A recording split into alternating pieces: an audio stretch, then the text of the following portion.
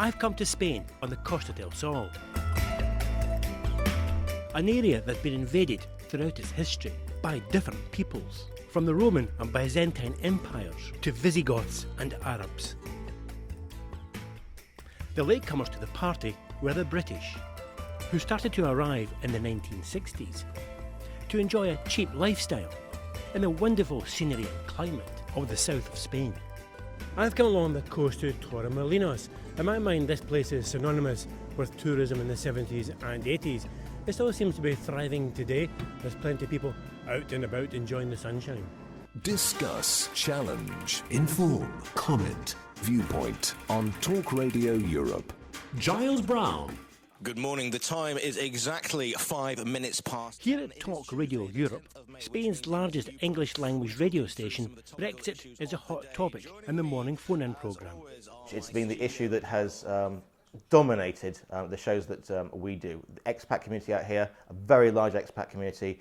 It's the biggest single issue, as the British ambassador said to Spain, Simon Malley said, it's the biggest issue that perhaps Britain's had to face in 150 years. And down here on the coast of Spain, the huge expat population, it really is dominating their thoughts.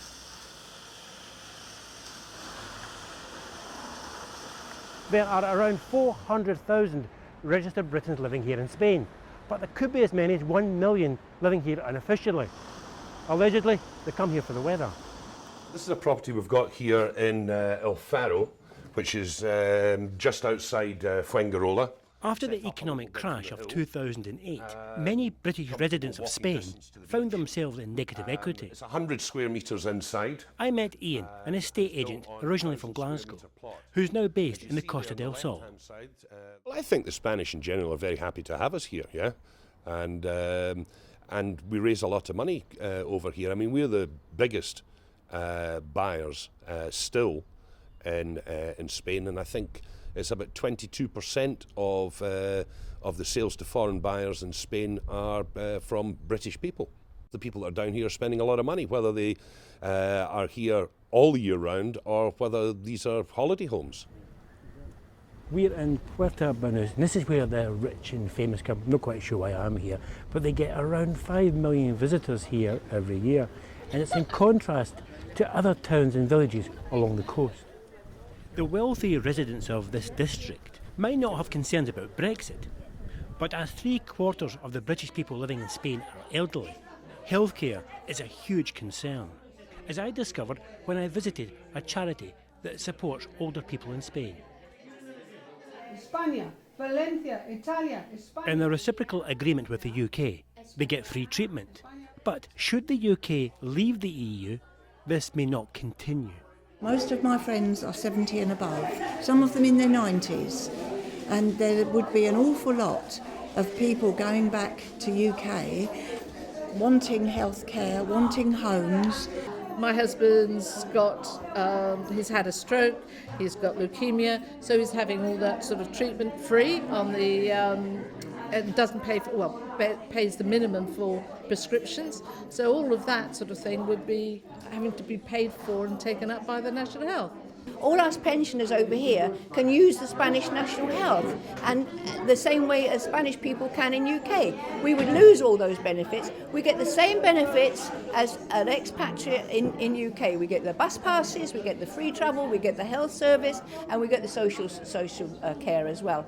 And we would lose all of that. The assumption is if you live in Spain, you've got loads of money. You haven't. As I say, my pension doesn't even pay my rent. Several people told us that they would vote differently if they lived in the UK. I just don't feel comfortable with all this immigration. The fact they're thinking of including Turkey, that sort of thing. So, are the British people living here in Spain not immigrants? Well, that's a very different matter. There are a lot of us, a great number of us British, particularly down here, and but we bring money, a lot of money here into Spain, as I say, particularly in this part.